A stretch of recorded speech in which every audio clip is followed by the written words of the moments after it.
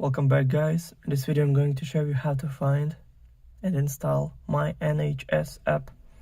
So first thing first, open App Store, just click on the blue icon right here in your home screen. Then make sure that you log in on your Apple ID account. Then click on the search button right here. And in the search bar, type in my NHS app and go search right here. Then scroll down a little bit until you find the app.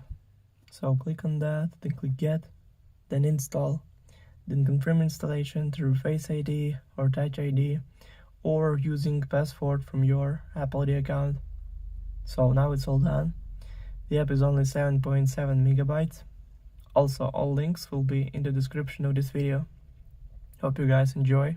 Thank you for watching. Please like and subscribe for more. Bye.